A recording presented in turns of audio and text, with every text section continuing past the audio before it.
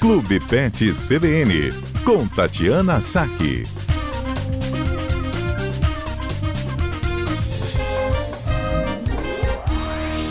Ei, Tatiana Saque, boa tarde. Boa tarde, Johnny. Boa tarde aos ouvintes da CBN. Tati, hoje a gente vai falar sobre as doenças oftalmológicas, né? Vamos aproveitar o Dia Nacional da Saúde Ocular. Hoje é o Dia Nacional da Saúde Ocular. O ser humano é simples, né? Começa a enxergar embaçado, dá alguma dorzinha, tá ficando mais velho, vai fazer os exames periódicos. E o nosso animalzinho, como é que a gente consegue identificar que tem algum problema ali na visão dele? Olha, existem vários sinais de problemas oculares, né? Assim, olhos vermelhos, secreção, coceira, às vezes o animal coça muito, esfrega a carinha no chão, a gente pode perceber um olho que muda de aspecto, ou ele fica muito, como é que se diz, muito protuberante, ou parece que ele diminui de tamanho. Então tem alguns sinais importantes aí de doença ocular, que podem indicar um problema simples, né, ou que podem ser um pouco mais graves e precisam de atenção. Eu sempre falo que com o olho não se brinca, né, então quando a gente vê alguma alteração ocular importante, é bom levar o quanto antes ao veterinário.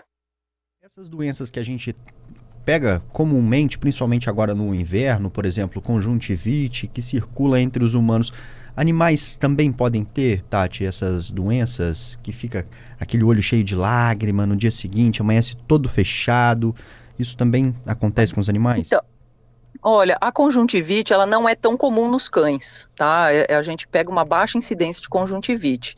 Os gatos, conjuntivite decorrente de vírus, e outros micro-organismos que podem ser transmissíveis entre eles, né? E aí, para isso, existem as vacinas que protegem. Mas nos cães é bem raro a gente ter problema de conjuntivite. Tem algum tipo de raça que é mais propensa, por exemplo, a ter problema como cegueira, enfim?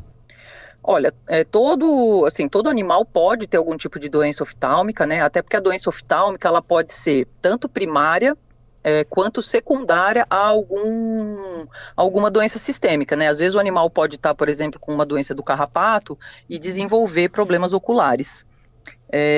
Mas assim, a gente tem os animais braquicefálicos, que a gente fala tanto, né, que são aqueles animais que têm os olhos um pouco mais protuberantes, eles acabam estando mais propensos aos traumas, e aí a úlcera de córnea, né, que é uma ferida na córnea que precisa ser tratada com o máximo de urgência.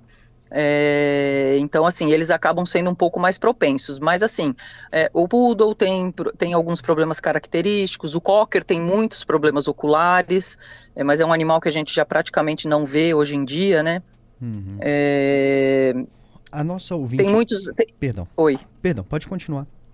Não, e tem muitos animais de pequeno porte que às vezes a gente vê com aquela mancha, né, próximo ao olho, escorrendo, e muitos animais sofrem da obstrução do ducto da lágrima, e aí a lágrima que deveria ser drenada para dentro do nariz, ela acaba sendo drenada para fora ali, pode causar uma dermatitezinha ao redor dos olhos, embaixo assim nos olhos. Tati, nosso tempo já está acabando, mas a ouvinte Carol está falando o seguinte, que ela percebeu que a cachorrinha dela estava amanhecendo com muita secreção no olho, e ela disse que está usando soro fisiológico, pode isso?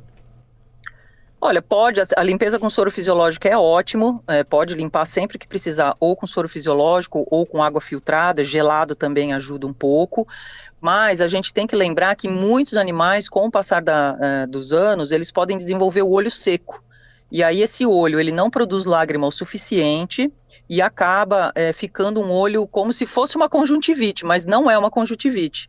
Ele fica com bastante secreção, ele pode ficar avermelhado, então às vezes é interessante passar por uma consulta com um veterinário generalista ou preferencialmente um oftalmo, para saber se esse animal está sofrendo de olho seco ou não, que é muito comum nos cães.